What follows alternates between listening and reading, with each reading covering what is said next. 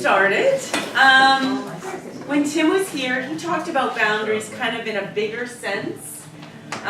He knew that we were doing boundaries later, so he just kind of did the stuff they do in phase 2, which is kind of going to, onto all these bunny trails and kind of a bigger picture. But we're going back to Boundaries 101. So we're going right back to the beginning. Again, when we're working with people from dysfunctional relationships or they're just not healthy people, they don't know a lot about boundaries, internal or external, because they've never been allowed to make any. Or if they've made boundaries, people walk all over them. So they're never really sure about what boundaries are. So we're going right back to the basics. We're going to explain what boundaries are and how to make them.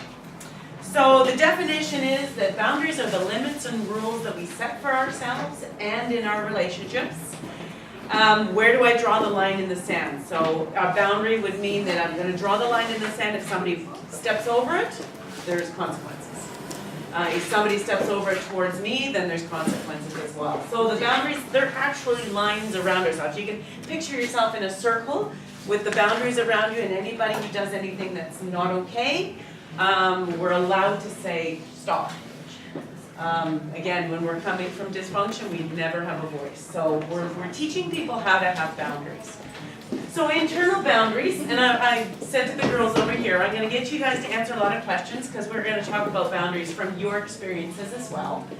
So the first thing is internal boundaries, and it's obviously what's inside of us. What will I do? So can you give me some examples of boundaries that you set for yourself, things that I will do? For example, I will brush my teeth every morning. I don't like brushing my teeth, but it's a boundary I have to set to keep my teeth healthy. What's another example of an internal boundary that I will do? Shower every day. Shower every day. I will not let my hair go completely gray. So you will color your hair. Okay. Fair enough. That's a boundary that you set. As long as I'm alive. Fair enough. Good one. Good one. What else will I do? Go to bed at a decent hour. That'll never do.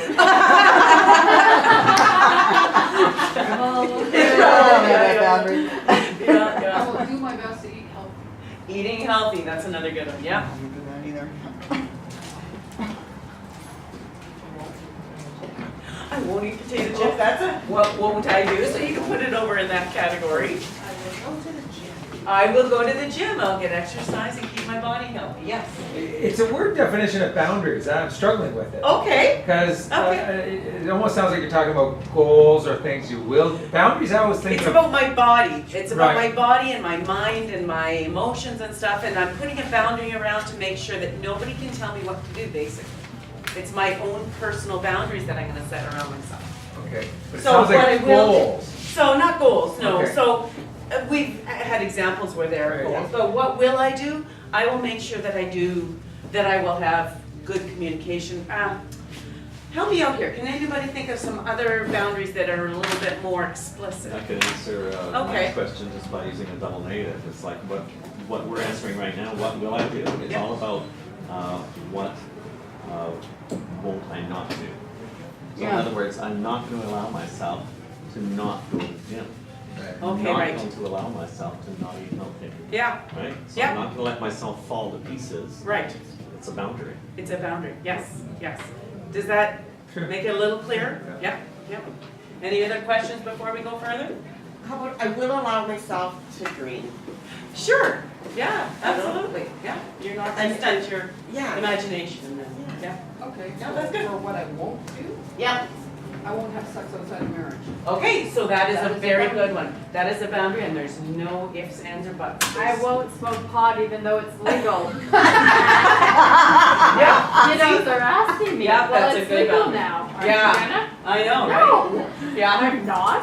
yeah. So that's a boundary you No, it's a good personally one. set for yourself. Yeah. Yeah. Yeah. Other ones? What I will or I won't do.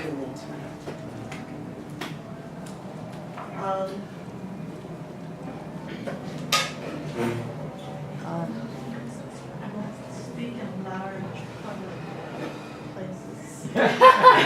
That's a boundary. You may have to change that someday, but okay, at this point in your life, you're not gonna speak in public places. Yeah, yeah. I won't swear when I'm talking to my parents. Okay, so that's a good boundary. You've already said it. It's a moral issue. You don't wanna do it. So yeah, that's another good boundary.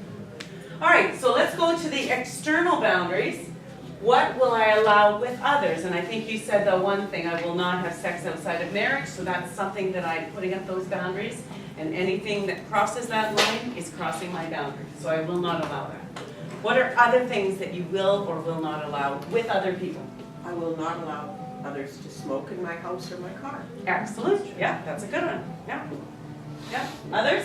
I will not allow other people to talk down to me. Okay, so you're gonna stand up for yourself, yeah? I won't allow other people to talk down about others. Others, in you front will of not me. gossip. That's a no-no. Yep, that's good, that's it. Are these boundaries that we set up that we actually keep? Doesn't matter. Yeah, we're just kind of getting a feel for what boundaries mean. Yeah. I mean, I'd like to say a lot of things that I won't do, but I might, you know? All right, so everybody's kind of clear on what's internal, what I allow with myself, and external, what I allow in the world around me and people around me, okay? So, to compare what healthy boundaries are, a person with healthy boundaries can say no to people when they don't want them to do something, but they're also comfortable enough to allow themselves to have intimate relationships with other people. So the opposite of that is unhealthy boundaries is they're either too strict or too lax. So if your boundaries are too strict, then you pretty much put up walls and masks and keep the world away. Okay, those are too strict. If you're having too lax boundaries, we call them porous boundaries, then you'll allow anybody to do whatever they want with you. You'll allow them to make demands on your time and your relationships and your possessions and everything. So we're working on healthy boundaries here, and everybody has boundaries. We're trying to teach them how to put them in the appropriate, healthy spot. So we've talked about boundaries now, so one of my first questions is, what are some reasons that we don't enforce those boundaries? So we've said, some of the boundaries we keep and some of them we'd like to, but we don't. What are some reasons that we don't enforce boundaries? We don't want to offend others. We don't want to offend others, that's a huge one. Yeah, we're people pleasers, right? We want everybody to like us. Yeah. What are some other reasons?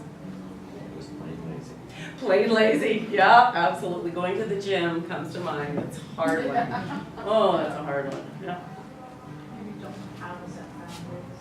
Yeah, we don't have set boundaries and we don't know how to make them firm and make them that work for us. Yeah. We want to avoid conflict. Avoid conflict, absolutely. Yeah. Undisciplined. Undisciplined, yeah. Yeah, we don't know how to make it stick. Lack of self-respect. Say again? A lack of self-respect. Yes, that's a big one. We don't have that self-esteem to allow us to say, yes, I'm allowed to say no to a boundary, or I'm allowed to allow people into my life, but not everybody. We have that underneath, and again, it goes to fear and shame, right? It goes right back to the main things that we talk about. Yeah. So yeah, you've got most of them there. So here's another one.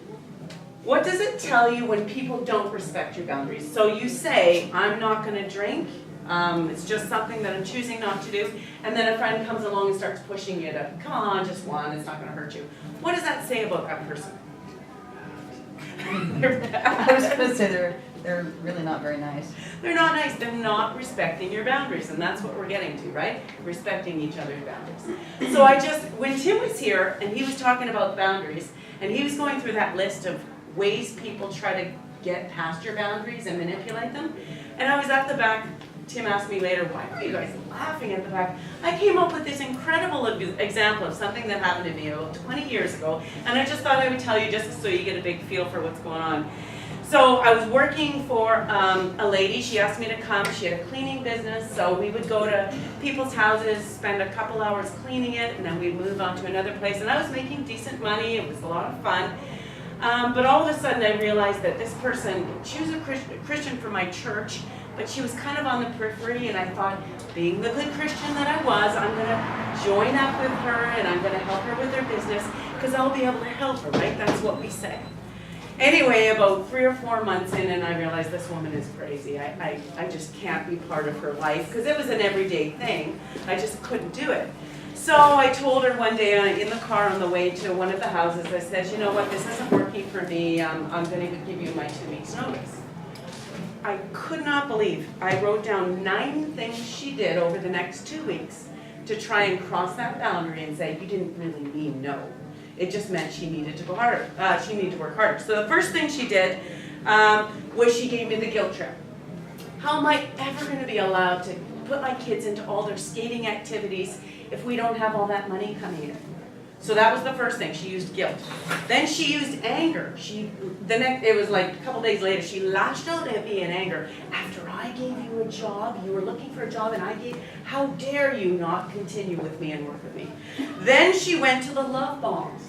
She baked me cookies one of those days, and she brought them, just a really nice thing to do for me. It was a love bomb. She wanted me to feel all warm and fuzzy so that I'll change my boundary, right? The next thing she does was triangulation. Tim talked about that. It's when you get a third person to come in and help solve the problem. She had her 9-year-old daughter come and talk to me on the phone and say, oh, my mom really, really wants you to work with her, and why can't you do that? And she's so sad all the time, and she's crying. Like, unbelievable, right? Okay, we're not even done yet. By about the 4th or 5th time, I was killing myself laughing, not in front of her, but she used every trick in the book to get me to come back and work with her. The next one, one of the days, she pouted. She didn't speak to me the entire day. She pouted the whole day because I was giving my notice. Then there was another one, she wanted to do a compromise. Okay, what if I give you more money?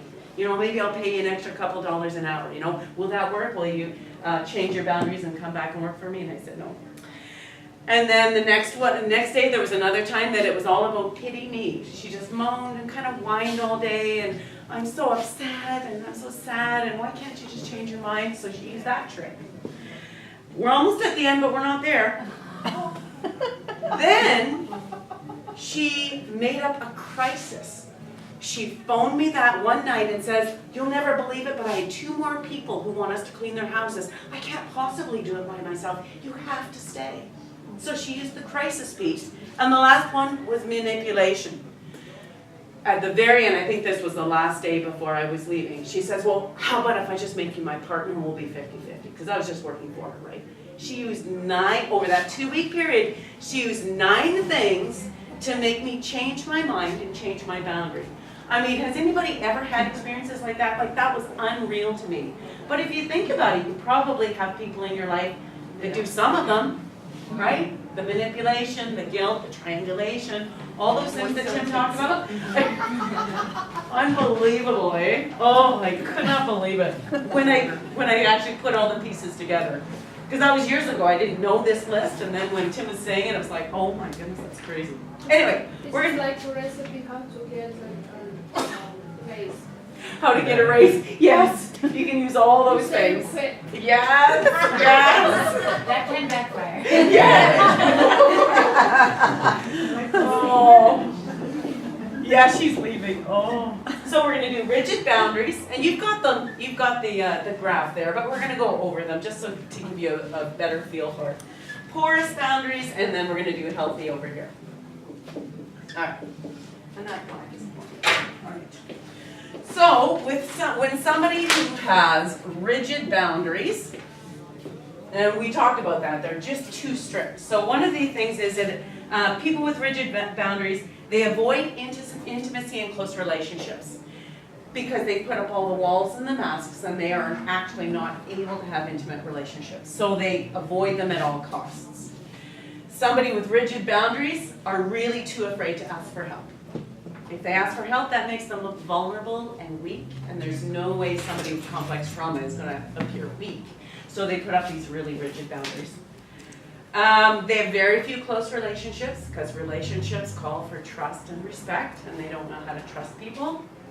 They're very protective of personal information. So anything, you know, if somebody is going to even ask me a question about my personal life, they really freak up and put up all these boundaries saying that I don't want anybody to come close. They may seem detached even with romantic partners. And so they just have that inability to connect with other people, that attachment theory and all that stuff. And they keep others at a distance to avoid the possibility of rejection. So all this stuff that they talk about, the distance is to make sure that they don't get close, because if they get close and get to know me, they will reject me. So it's all about the shame and rejection stuff. So that's rigid boundaries. And that is not what you want. However, then we go into the middle category, which is your porous boundaries. This person overshares personal information. So the first day that you meet them, you know all about their life and all about their failures and all about their broken relationships. They give too much information too quickly. But some cultures are like that. Some what are? Some cultures are like Some that. cultures are like that, yeah. In Romania, Yeah. you meet somebody at the bus stop and you talk about your divorce, or Oh, is that right, you eh? become friends for life. Yeah. Oh my goodness. Okay. Wow. So it's That's a cultural funny. thing too. Yeah, yeah, and I've never heard that before, so that's an interesting facet of this. So yeah, interesting. This person also obviously has difficulty. Brian, why are you here? It's your anniversary. She kicked me out. Whoa. I talked to your wife. She's a very gracious woman. She honestly told me to come. Oh, She's like, get out of the house, go to the course. Wow. Anyway, I'm glad you're here. It's lovely to see you. All right. Porous boundaries, you have difficulty saying no. So if you have a boundary around you that's, you know, I'm tired, I need to just do a little bit of self-care tonight, and someone comes along and asks for something, you don't know how to say no. So of course you're going to do what they've asked you to do, or you know, meet their needs in some way. But the problem with that, of course, we've learned over this course, is then you're not meeting your own needs and you're becoming depleted. Another part of boundaries is they become over-involved in other people's stuff. So if somebody has a problem and they are right in there trying to fix it, trying to solve all the problems, and I'm not saying you never do that, but I'm saying if that's a pattern where you can't let somebody deal with their own issues, you have to jump in and fix it, that's a porous boundary. It's not a healthy thing to do.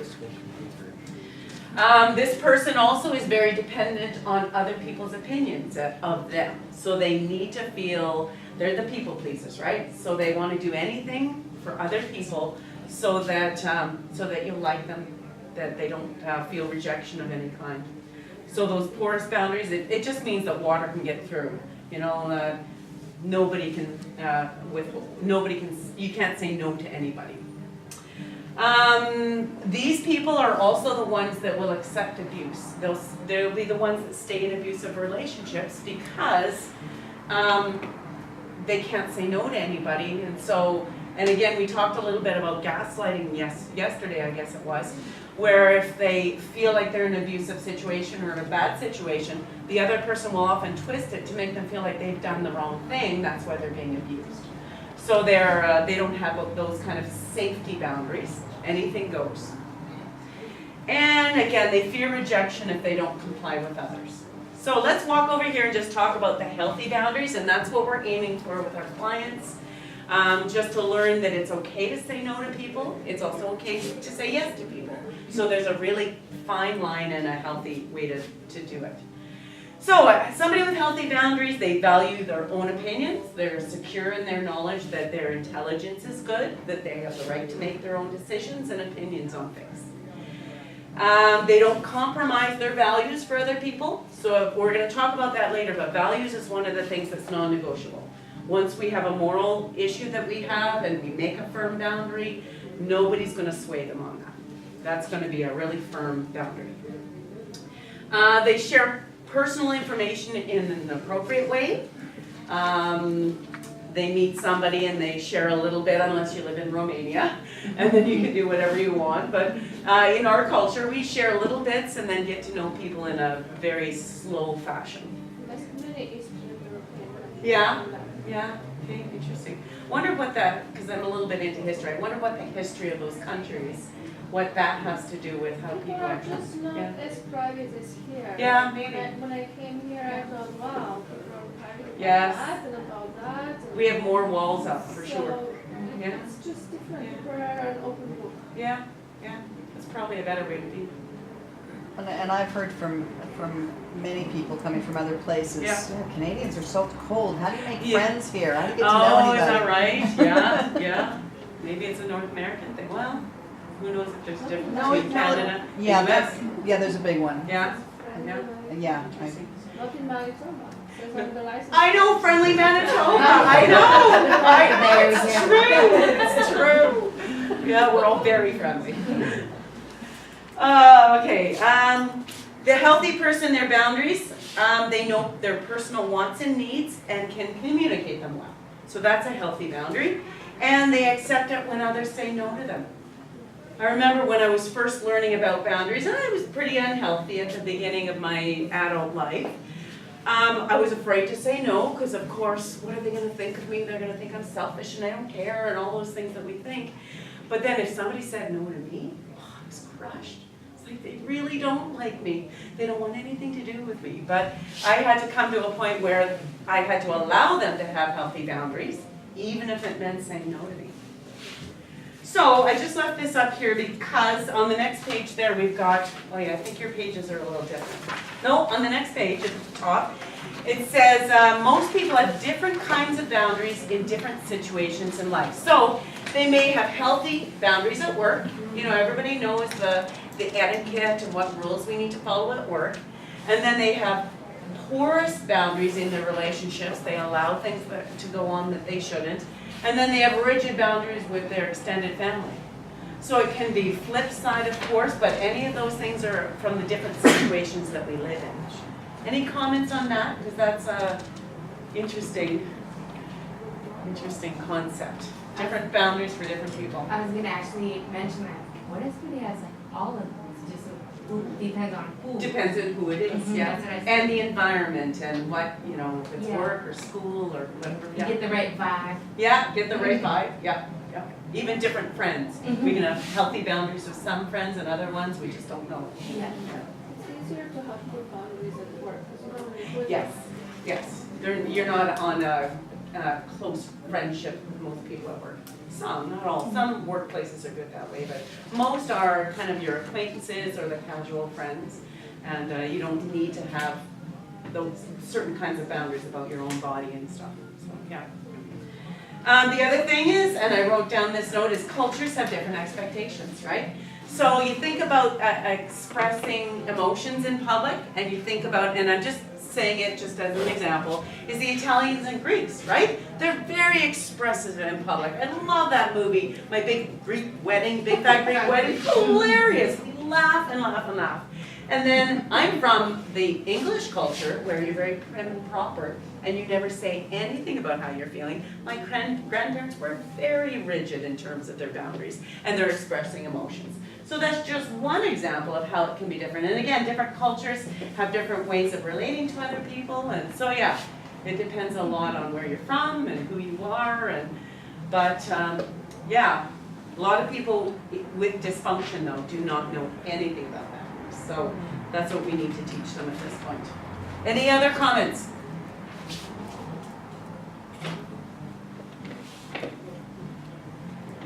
All right, let's talk about the different types of boundaries. So types. One is your physical boundaries. And these are all going to sound very obvious to you, but we're going to go over them. So your physical boundaries are your personal space and your physical body. You have an awareness of what's appropriate, what's not appropriate, and again, in different places like at work or intimate relationships or friends. But violation occurs when you do not want to be touched and someone touches you, or you've got a big bubble, you've got a big space around you and somebody keeps invading that space. And if you can say to them, you know, you're a little bit too close, can you just step back? And if they don't listen to that, that's a violation of our physical boundaries. So at that point, you're going to have to speak up again and just say, you know, Tim talked about the bubble, right? Some people have a little wee bubble, and so they stand fairly close to others. When a lot of people have great big bubbles, then you better not violate that personal space. They just feel uncomfortable. Their blood pressure gets a little faster, and it's just not a happy thing for them. Or if So you're, I- if you're in the slums of Brazil, you had no bubble. Oh, yeah, no kidding, eh? I bet. I had to deal with a physical, boundary at church. Okay. There is a guy that would, like, I would always give a hug and all that, but then he started like kissing my neck and getting like closer. I had to just turn rigid. Yeah. I don't Yeah. even take his hand. Yeah. It was, ew. Yes. Okay, Yeah. now that's Yeah.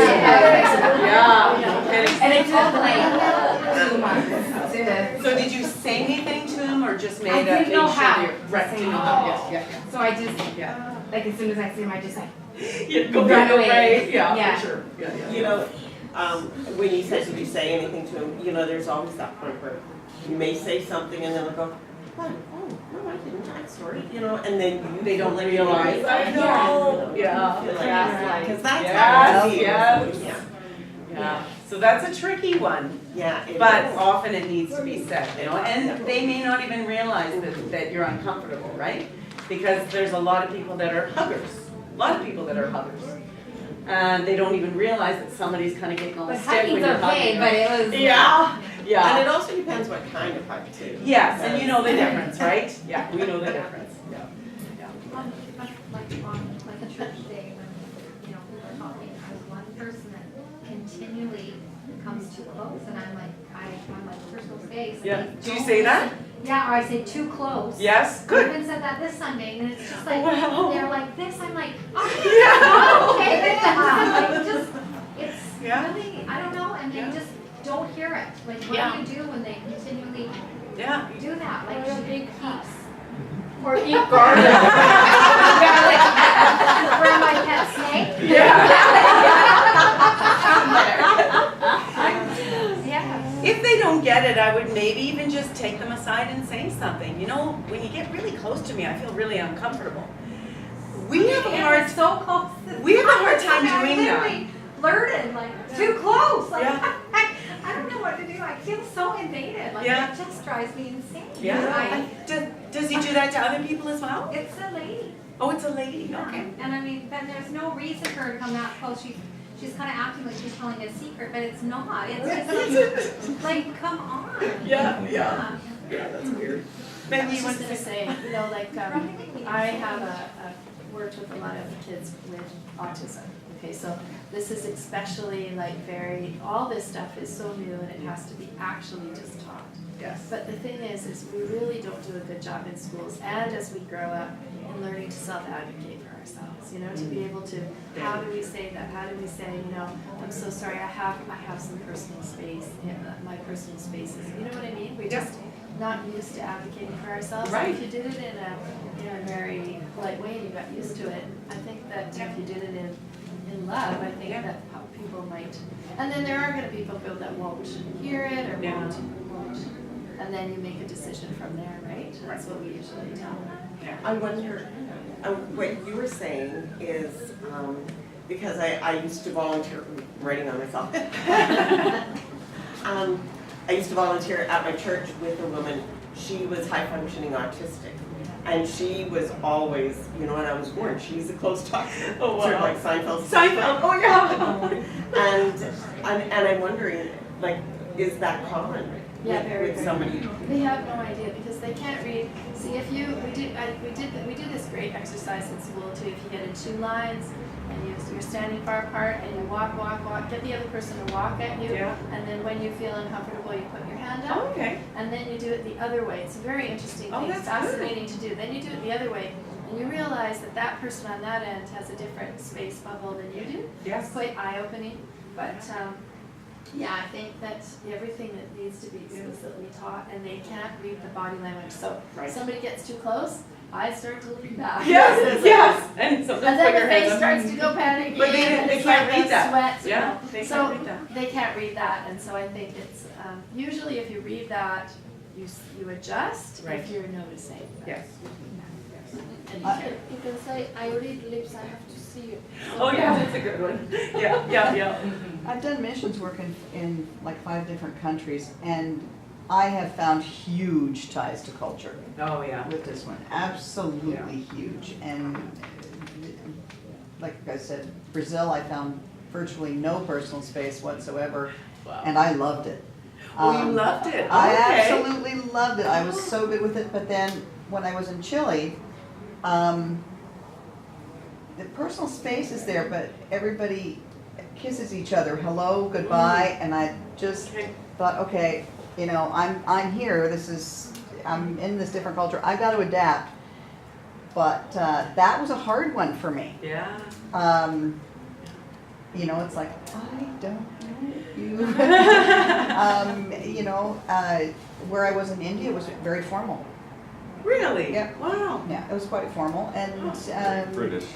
Very British, yeah. yeah, a little bit, and even Mexico wasn't kind of what I expected. Right. It was just every place I was in. Peru also was different.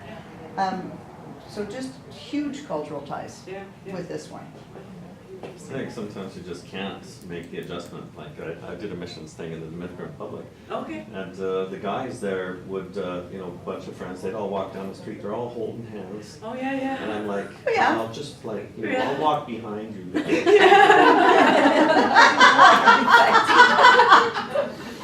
Actually, yeah, I have seen that. The macho From, thing. yeah, and in some cultures that's perfectly okay. Yeah. Yeah. I wonder too, like, for physical boundaries, if, I don't know if it's the Christianese thing, but like, is side hugs what Christian men and women do? Like, I don't know, this has been, like, some people do different hugs, but that was what I was taught, is that side hugs are Yeah. appropriate. Between male and female? Right, Okay. but sometimes, I don't know, it's a weird thing. We teach the junior youth that, Do you? so that they grow into it. Right. Yeah. Because right. there's a time, at least I'm just speaking to what my experience was growing up in the church. There's a time when there's more temptation than there is kind of healthy reasoning going on. And so it's just good to have some kind of rules in place. Yes. So that there isn't this offensive boundaries. Yeah. Because it could grow into more gossip and it's just kind of an explosive thing. I think it's different when we're talking about adults. Yeah. Although I find that married men, yeah. Still do the side hug? I think it kind of depends.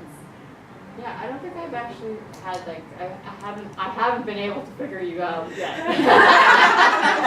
Like one will do it one way, one the other way. I'm just dancing and adjusting all the time. Yeah. I don't know what the rule is anymore. In churches, yeah. Yeah, I don't know. I gave up. Just have a cold air hug. Yeah. Yes. Yeah. Yeah, that's right. Whatever. The one, Yeah. Yes, one Maggie. thing that I'm gonna say, just Yeah. looking down the list a little bit, Yeah. I think physical boundaries are easier to see, notice, and know than all the other ones, though. Yes. Do you know what I Yes. mean? Like, we have everybody has a strong opinion on physical boundaries, but when it gets into the emotional and intellectual, that's where, what's a boundary, what isn't a boundary? I Yes. find that more tricky. Absolutely, yeah. Because we know that we feel uncomfortable physically if somebody's too close or they're touching you or whatever, yeah. You've got that physical sensation. Yeah. So let's go on to the next one then. Intellectual boundaries.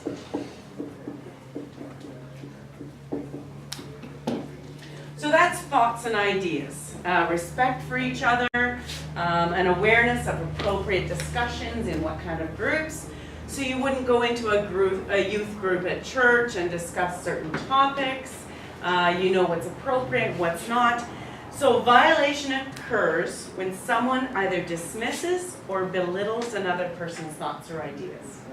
So that's a boundary that's being crossed. Discuss. Where would you see some intellectual I just boundaries? had that today with my daughter. She was like, Mom, I don't feel like I can talk about, you know, which is a difficult relationship Okay, great. issue. She's like, I don't feel like, you know, I have the freedom to talk about that around you guys and stuff. Like we always say, oh, you know, we try to cheer her up or something. So Right. we're always kind of in her eyes, Yes. you know, like just, let's think about Christmas or, you know, like it's kind of like almost like that awkwardness. I said, okay, well, I really appreciate you just telling me Good. that so that you know, I can be prepared to, Yeah, more you know, aware. talk about it, like just to realize that she feels it's a brush off, whereas we feel like, oh, we gotta cheer her up. Cheer her up, yeah. If you just Make talk her about not it, sad. she'll- Yeah. So it's kind of awareness too, Yeah. I guess, and Yeah, like, for sure. you know, she definitely felt brushed off when that was not the. And you didn't even know you were doing that, Yeah, of I course. just thought we were trying to cheer her up. But that was good for her to bring Yeah, that up. Yeah, That's so I was something like, that- okay, well, we'll definitely, Yeah, you know, make sure good. to, yeah. Good. I think with our kids, it's a lot harder because it's hard to see them grown up. Like you see them as you're grown up, you know that they're grown up, but then you also want to like be their parent as well, and you have to like, oh no, like this is the way you have to do it, and my daughters say the same thing to me, and they're just like, Mom, like you just don't understand, whatever, and it's like, no, I do. I just thought I was helping. Yeah. Yeah.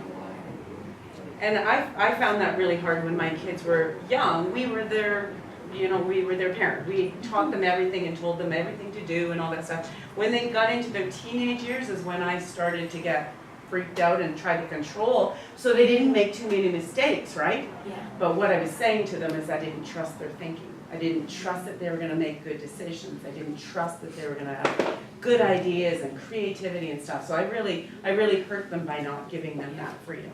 So that's really hard. Hard in hindsight too, when you kind of see what you've done. Yeah. But hard to do with kids. I had a boss where this was a problem. Oh, okay. First 6 months of work, I cried every day on the way to work. Oh my goodness. Horrible. So what did he do? How do you make you feel that way? I really wasn't allowed to have ideas. Well, exactly. And boy, they got dismissed, and he was very vocal about it. Wow. And I remember one day saying, "Oh Lord, I just really hope he's you know not Sick there today? today." And I got to work, and he was sick. And I said, "Lord, I really didn't mean it." I genuinely felt bad, and okay, I'm just not going to think like that again. What? Good thing you didn't die.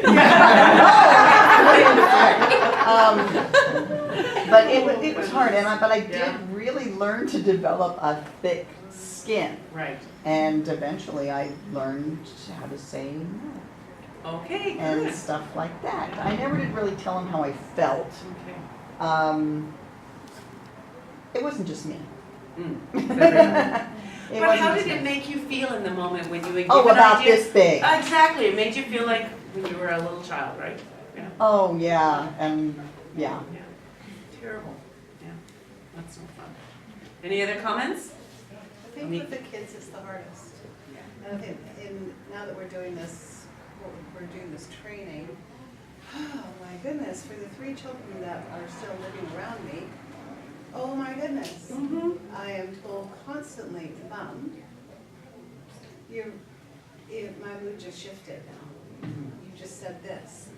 When I have been the helicopter mom forever, right, and done everything for them in a panic or in the booth, I'm going to help or whatever the sickness is, but it's amazing. And I just said to each one of them now, you need to start teaching me what I'm allowed to say and not That's say. an excellent way to say it. Yeah. Because I honestly don't have a clue what's okay. So I need to know, you're gonna have to lay it out for me, so you're gonna think it out and give me the details. Because clearly I'm offending you, and then I feel terrible. Yeah, of course. So, and they're like, oh, okay. I don't have the list yet. But I need it. But that's really good that you express that to them. You know, I don't know what I'm doing, and I've had to do that with my kids. I don't know why you're upset about this. Can you explain it to me? Because I just want to keep them safe. I want to make sure they make the right decisions, even as adults. But they don't want it anymore. That's the hard part. They want to make their own decisions and fail sometimes. And it's hard to watch them fail. But yeah, you gotta let them. Because you have to respect their boundaries. Number 3 is emotional. Oh. No kidding, I know. So emotional boundaries are similar to the intellectual, only it's a person's feelings. Knowing when and when not to share personal information is one of the things. But the boundaries are violated when somebody criticizes, belittles, or invalidates another person's feelings.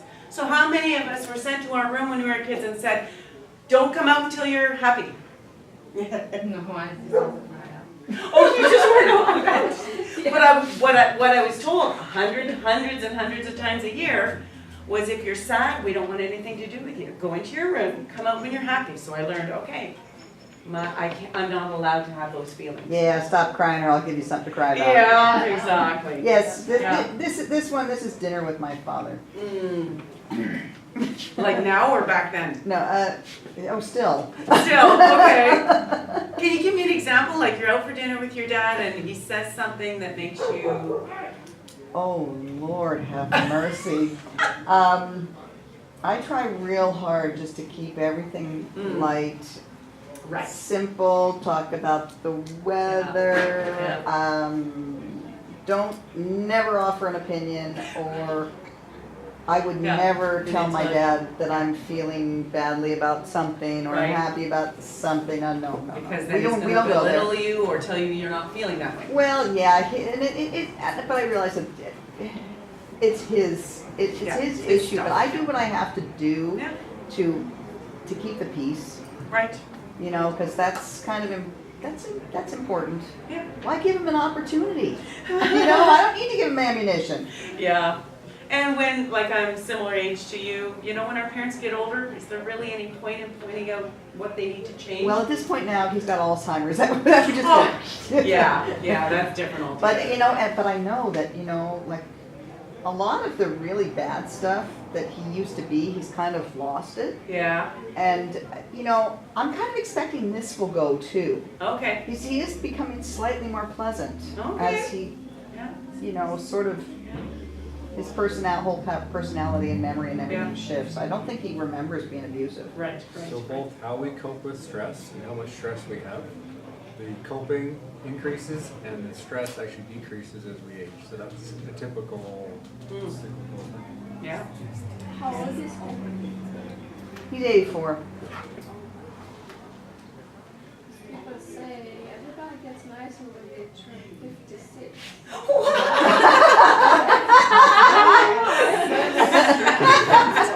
Yes, Jim. Just turned There's some truth to that. Me too, that's a good age.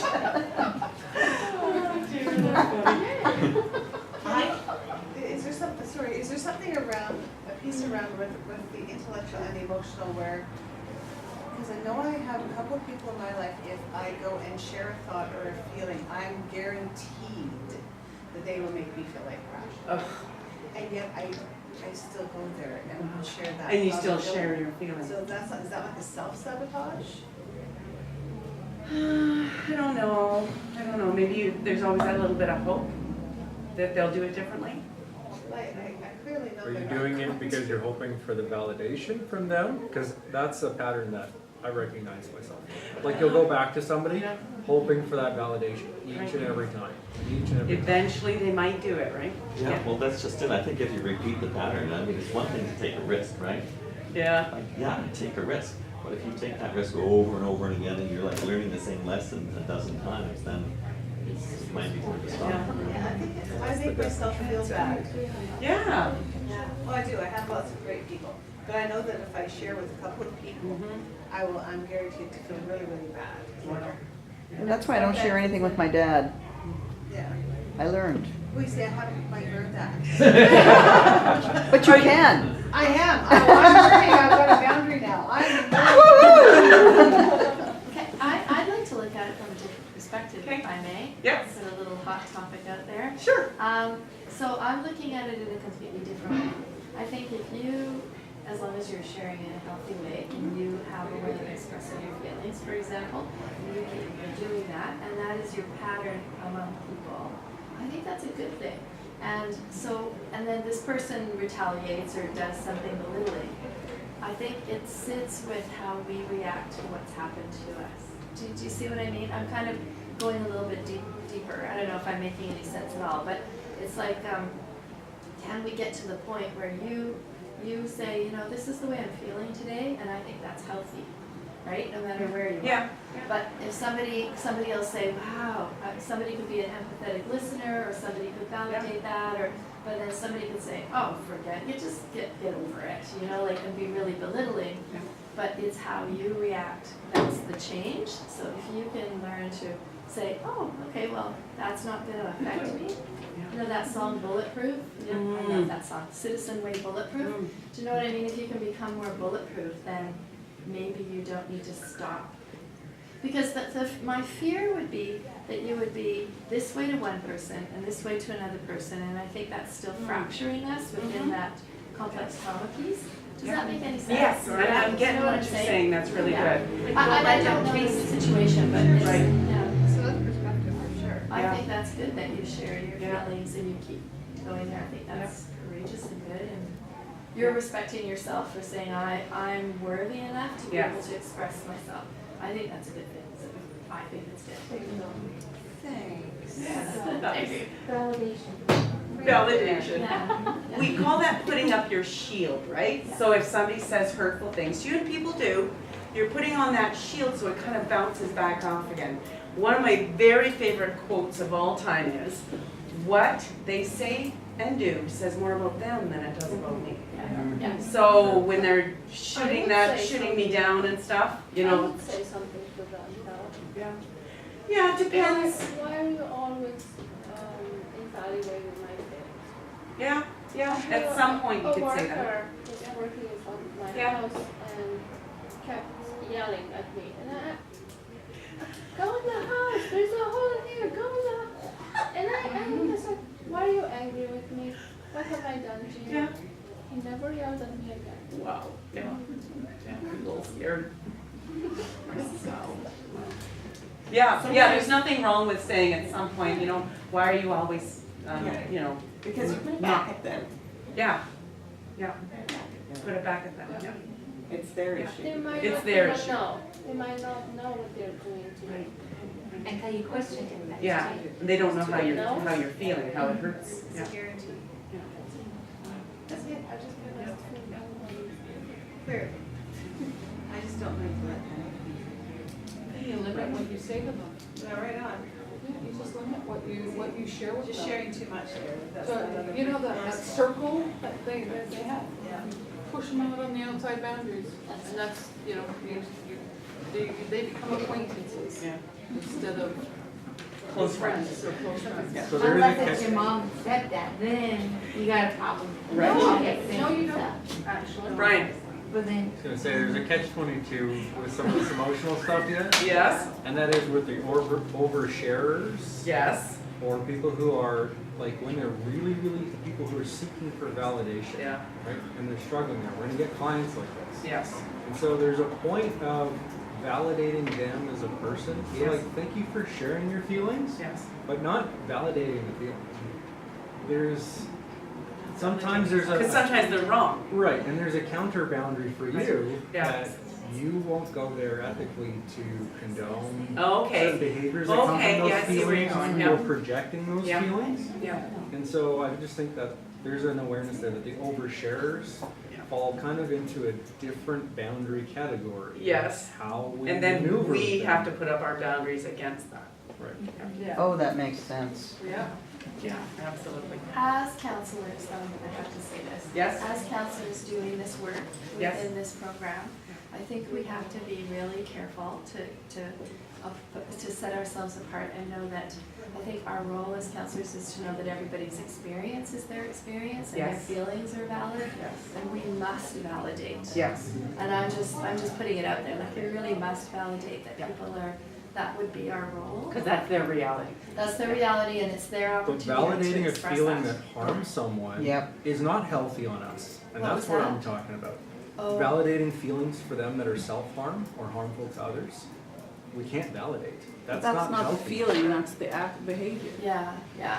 It's still a feeling. If somebody says, I'm gonna kill somebody, I feel so angry towards that person. Can't validate that it's okay to remain angry. I think No, there's but there's a- there's a question of what the meaning of validation is. So Yeah. if someone Yeah. says they're so angry they want to kill someone, when you tell them, no, you don't feel that way, then Right. that's Yeah, wrong. do that. But if you acknowledge, oh, okay, I understand, how do you know, how does it make you feel or how you deal with that or how you process that, I mean, I think that's a validation, but you can't say that this is the correct kind of feeling, right? You can say that it's incorrect to be angry to the point of killing somebody. There's a level of anger But there. someone- I'm saying it's not, we're into semantics, you know, but there's a Yeah, point it's like the where definition of the you validation. do condone someone's feelings, and that's different than showing them the love that says, I validate, I'm listening to you, I want to see you healthy. I'm not articulating this well I enough would right say now. to that but- person, then it's good you're talking about it Yeah. because you're gonna work through it. Right. Yeah, but seeing that this is unhealthy, we want to move you to healthy. Yes. That's what Yeah. I'm trying to differentiate here. Yeah, yeah. And we can validate that they're angry, because their emotions are their emotions, but then talking them through what you just said there, yeah. Yeah. All right, moving on. This is the very obvious one, sexual abuse. Sexual boundaries. It's the emotional, intellectual, and physical aspects of sexuality. So it has to be a mutual understanding between two people, and that goes back to the internal and external boundaries, what I will allow others to do to me and what I won't allow others to do to me. And she's looking at me like we need to take a break. So just let me get through the sexual one. Violation occurs when there is unwanted touch, obviously, but also pressure to engage in sexual acts or inappropriate comments or looks. So it's quite broad because it's not just being raped or touched inappropriately, it's also pressure to do things that you're not comfortable doing. So at that, we will take a break. 10 minutes. Material things, so money or possessions. We are allowed to set a limit on who we give money to and who we don't give money to. Who we lend our car to and who we don't lend our car to. It's appropriate to lend your car to your sister, not appropriate to lend your car to somebody that you met this morning. Those are boundaries and those are internal ones, and you can make... Depends on the country. Depends on the country. Maybe, yes, I hear ya. But in Canada, it's pretty much, we get to choose what we get to do with our materials. So violation occurs with theft, obviously, but also with pressure to lend it. I don't know if you've ever had somebody come to you and ask to borrow something and you say no, you put up a boundary, it's not going to be appropriate, and they beg you and they nag you and they ask you 17 times. You have a right to say no, and we have to teach our clients that. They have a right to say no with their stuff. Yeah, because they actually borrow money Everything and to each cigarettes and, there goes that guy, I gotta get him. Yeah. He owes me money. Yep, and then you've got drama every day. We know, we've seen it all, it's crazy. Number 6 is time. And how a person uses their time, they get to choose how they do that. If they have a job, they have families, they have hobbies, we get to choose what we're gonna do with our time. Violation occurs when somebody tries to take more time than you're allowing them. They kind of monopolize your time, they waste your time, they do all that kind of stuff. We have a right to put up boundaries. So let's move on to some examples here. So the first one is boundaries raising a child.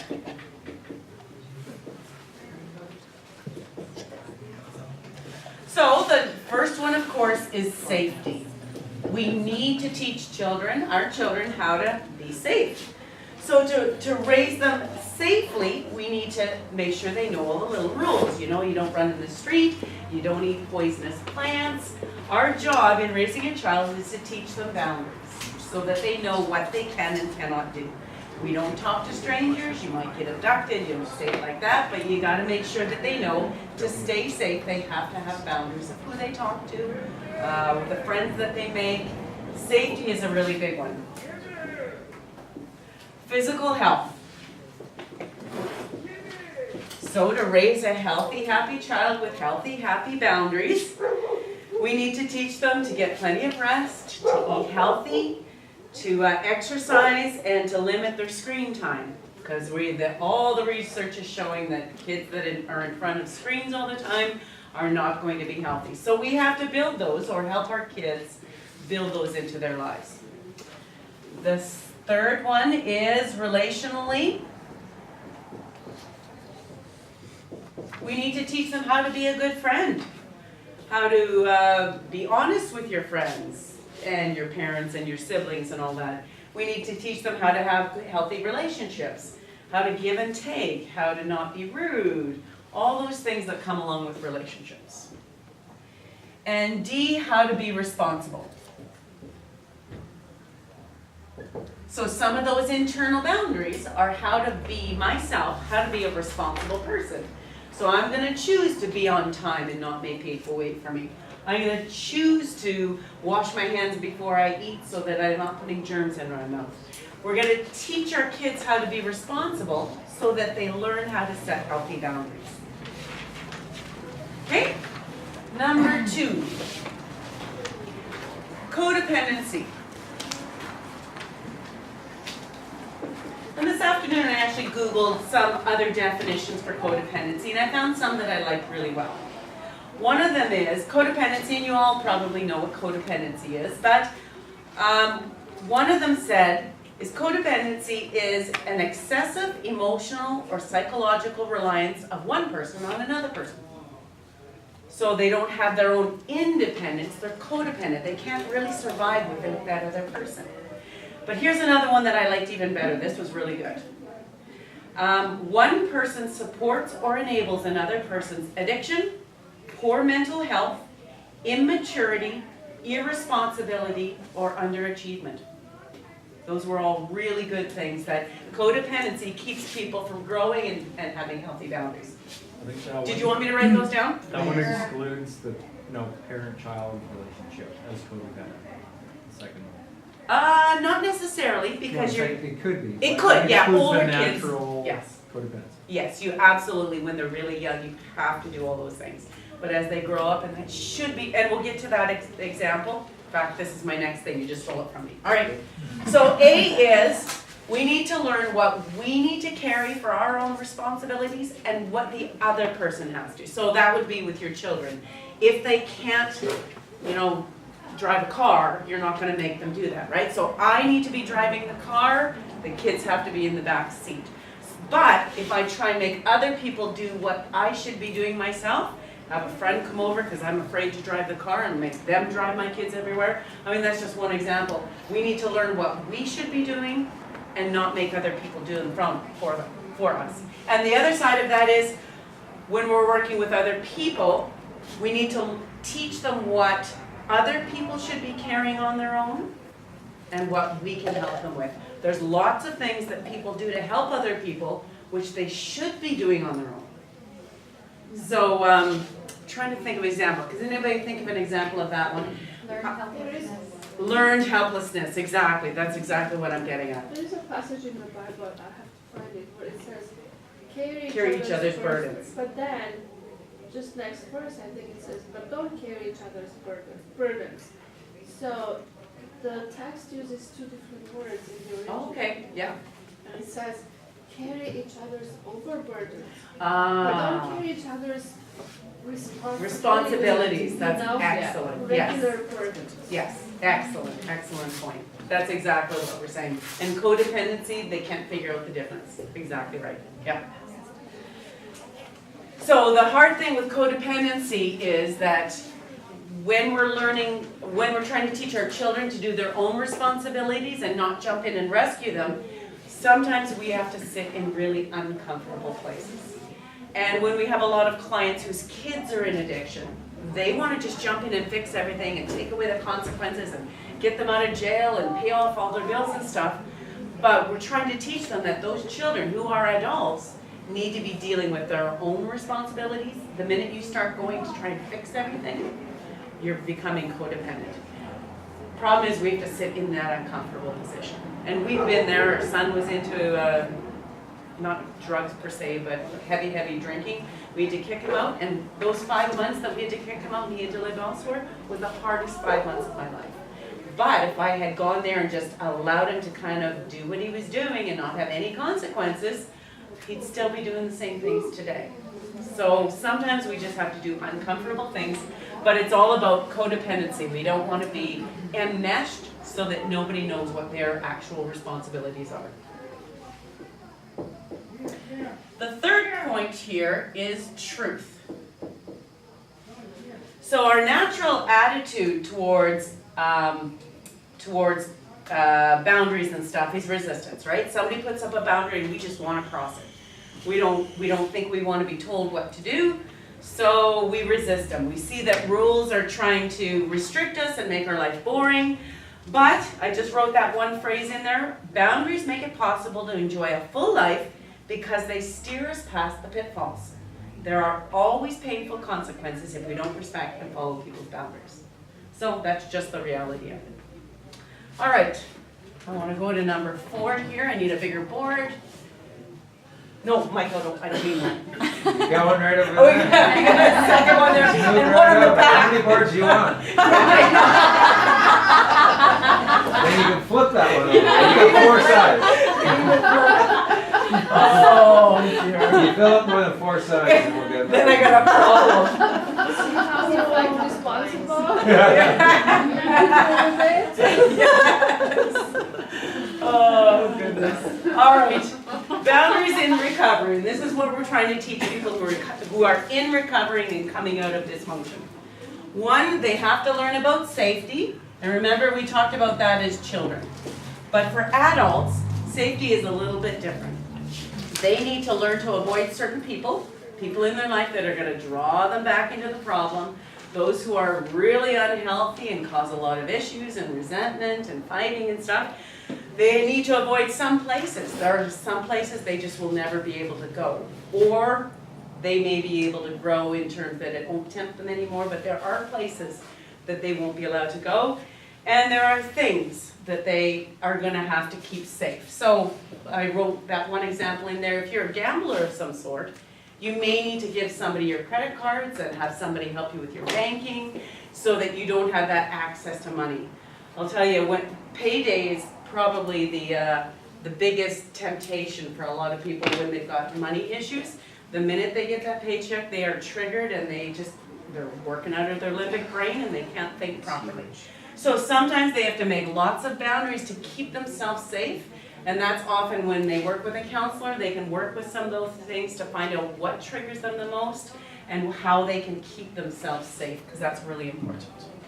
Is there ever a time, I guess I've been brought into a few situations where somebody's lost the right of some boundaries, right? Like in the sense of when a husband has taken all the money for drug use. Right, yes. Like at what point can somebody go in, which I've done, and just said, you've lost the right of the banking at this point, Yeah, well, right? that's exactly On right. behalf of Yeah. the wife. On behalf of the wife, sure. Yeah. You know, so I'm just, anyway, I was Yeah. just thinking about this. Yeah. Because at some point, when somebody has issues to such a level, Right. at what point do you have the responsibility to take Yeah. some of that boundary away from? Yeah.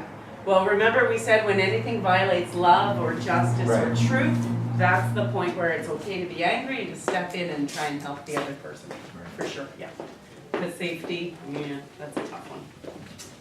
B, morals. Okay, I'm gonna have to have boundaries with morals. Somebody said about having sex before marriage. They decided that they have to do that, especially in recovery, because remember, we're all wounded. We all want to, find that validation somehow, and relationships are just that way to find their own identity and their validation. So morals, you have to have the morals in order to make those firm boundaries so that you're not tempted to just slide into the old ways of dealing with people. So we need to learn how to be honest, respectful, reliable, not cheat or steal, the 10 Commandments stuff. We need to learn about morals in recovery. See, physical health, and that's very much like with the child. Remember, we have to teach our children all about these.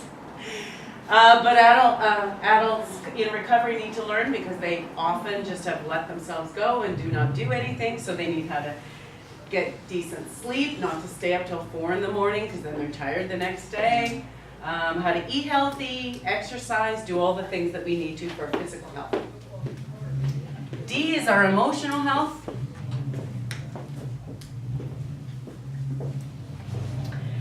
A lot of people learn how to journal in recovery. That's one of the things that they really teach. Journaling, getting out your feelings, learning what your feelings are, writing them down, sharing them with other people, talking about how they're feeling. That's just a part of validating them and encouraging them to just be aware of their own emotions and learn how to deal with them.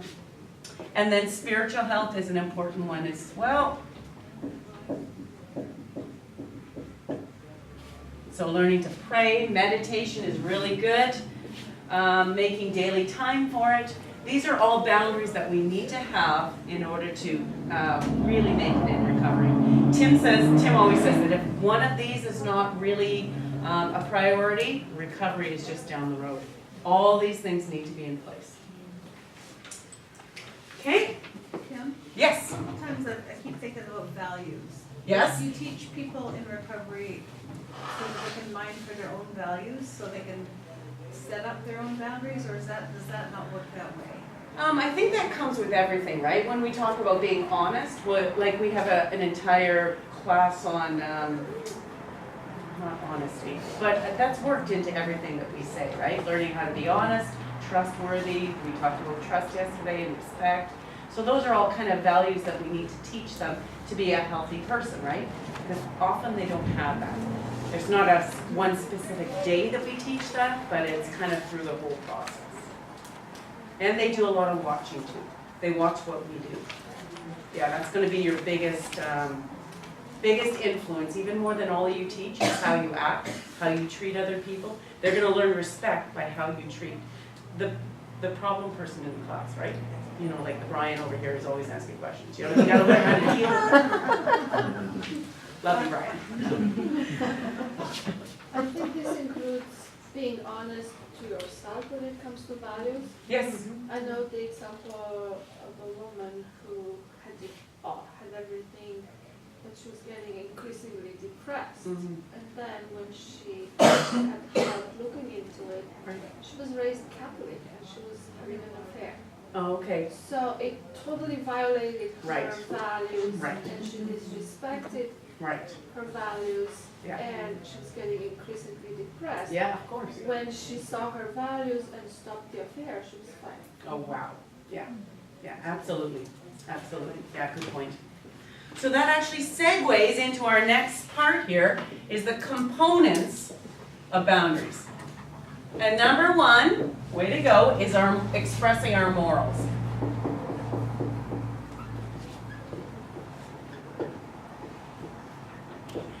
So you've got them listed there. These are expressing our morals and boundaries, okay? So you've got them listed there. The rules that I live by are defined by love and respect. So the 10 Commandments, right? So that's kind of where you get your values and your morals in place. We have to have these in our life. We have to have boundaries that express our morals. Our morals are non-negotiable. These are not ones that we can say, maybe with this person I'll do this. Maybe tomorrow when I'm not feeling well, I'm going to do this. Our morals are non-negotiable. These are the ones that we stand and live by. So that would be our values, our Christian beliefs, our, the 10 Commandments, all those kind of things. So again, I listed them down there. I'm choosing to have the boundaries in my own personal life. I will not lie or cheat or steal or disrespect or gossip or explode when I'm angry. So those are the things I'm choosing as my morals. And I'm also going to control how I relate to other people. So how I talk to other people. My sex life, do I talk about it to people or do I not? My work ethic, how do I treat my boss? All those kind of things. Those are all morals. So that's the first component. The second one is my preferences and comfort zone.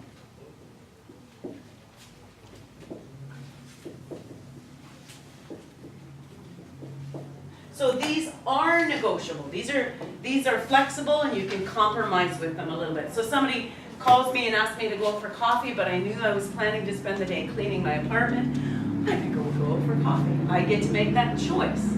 It's gonna be something that was a preference that I clean my place, but I don't really care that much about it, so I'm gonna go out for coffee. Those are negotiable. So, my preferences would be in my intimate relationships, what we do as a couple, what we do with our spare time, what TV do we watch, and then in my relationships as well. It's also about preferences.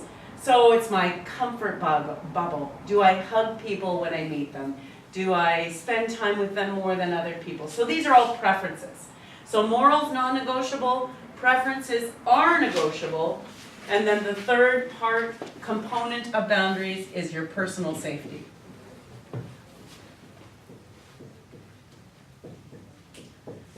So some things might be okay for others, but not for me. It's not a moral issue, it's just something that I can't do. So some people may be okay. Can anybody think of an example on that one? Some things that I choose not to do for an internal boundary when others. My husband and I, we don't hug people of opposite sex. Okay, yes, that's a good one, So because is- some people are okay with Is it. that moral or preference? That would be a preference, yeah. But to you, To you, that to would be a us, moral. It's moral. yes. So that's something that's not negotiable. For other people, it just might be a preference, and then they can do it or not do it, that's their choice. So again, we have to respect other people's boundaries. If that's a moral one for you, I respect you for doing that. So that's good, yeah. Any other examples? For kind of like, for an example, like for me, I don't want to go out with certain friends of my fiance's because they like drink and party and everything like that, and I don't want to be around it, but he's fine to go around it, but I don't. Right, so that would be your personal safety. You know, Yeah. for you want to keep yourself safe, so you won't go out drinking with his friends. Yeah. Right, so that would be number 3, personal safety. That's a boundary you have in place because you want to keep yourself safe. Yeah. Yeah. Other examples?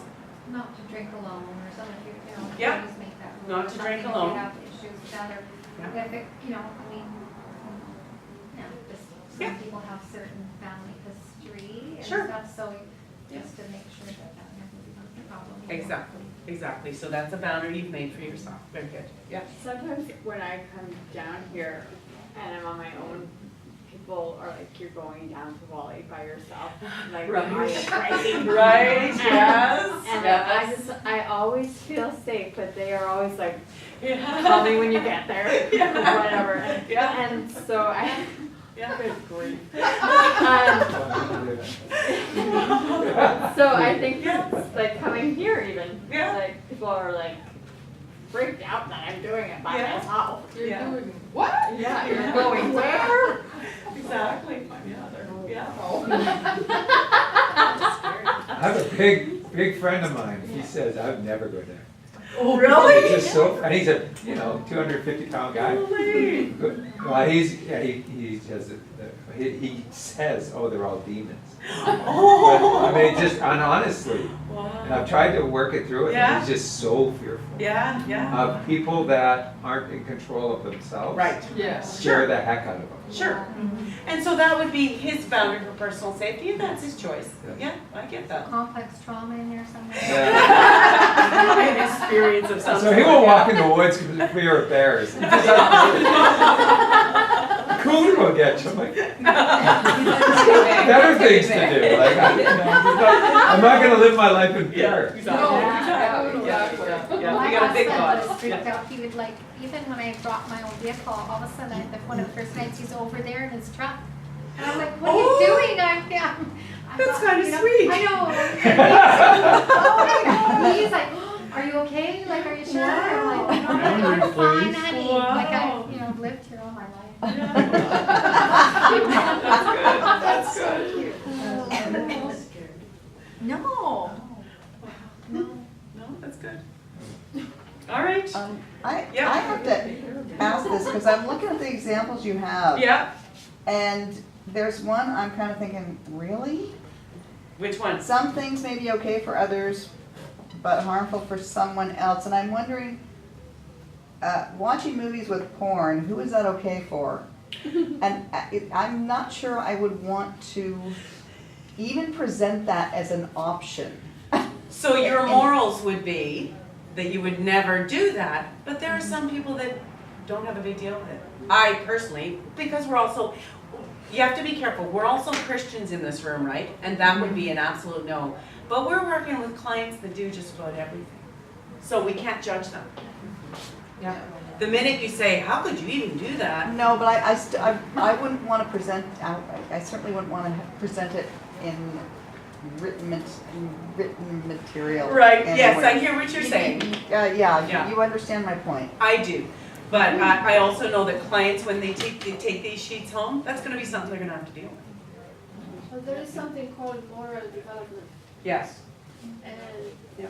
the people we will work with, Yeah, they're learning moral they development. could be Yeah, too they're learning. involved morally. Yeah. Yeah. And they're on the road. Because They're- by age 6, you develop your Yeah. moral part. But many people remain at age 2 when they just Yeah. live by comparison. Sure.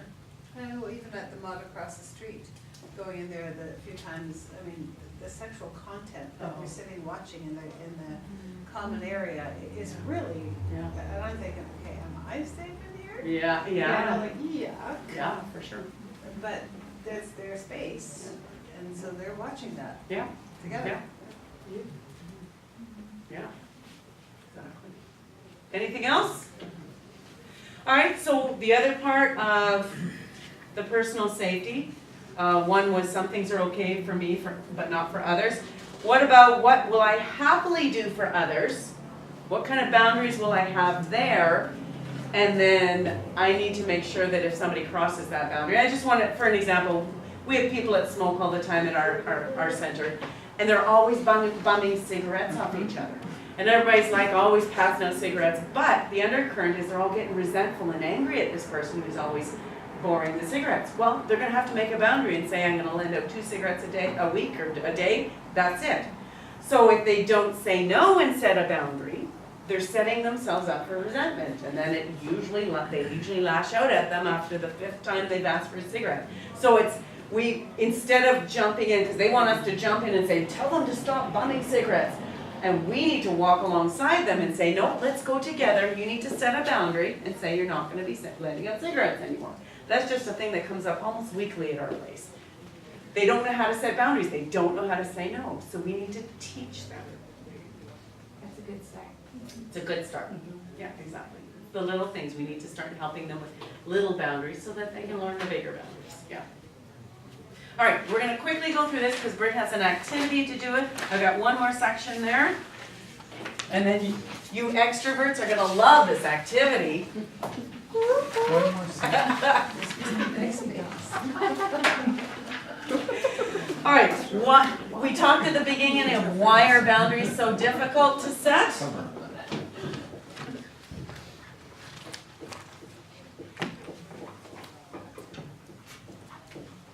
And I have a list here. 1, we've come from dysfunctional families.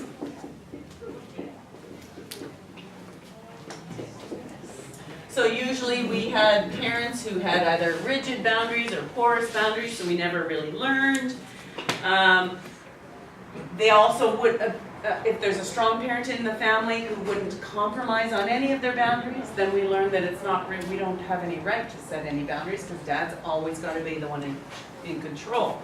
So in dysfunctional families, boundaries are a terrible thing that nobody understands. 2, change. Parents will set a boundary depending on their mood, and then the next day they're in a different mood, and then boundaries change. So if there's always constantly changing boundaries, kids have no idea what boundaries really mean. 3, there are no boundaries at all. So the spoiled child who has no boundaries, they can do whatever they want. The problem with that is that the parents often will take away any of the consequences of the actions of the children, and then that leads into codependence, and then the kids are in real trouble. Tim always says that the spoiled children are the hardest to reach with rehab because they don't think they have any boundaries ever. Mommy or daddy will fix it always. No doesn't mean no.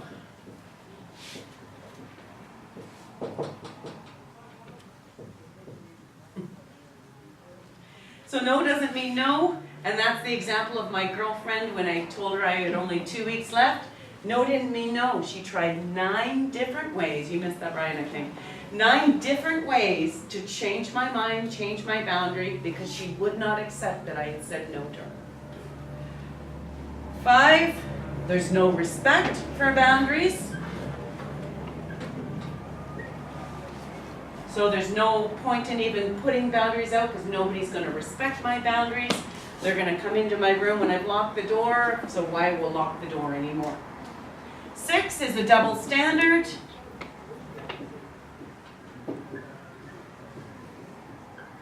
And 7 is there's always an underlying reason. The underlying reason being I have so much shame and fear that if I say no to somebody, What did you write? I don't know. Uneasy. Underlying reason. It's all- I was thinking too fast. That's really You made a new word. It's a new word. It's a new word. It's a new word. Underlying reasons for why we say no or don't have boundaries. Oh, that's hilarious. Greg, you're on. It's good time. Could be one of the top next year on the website. Oh.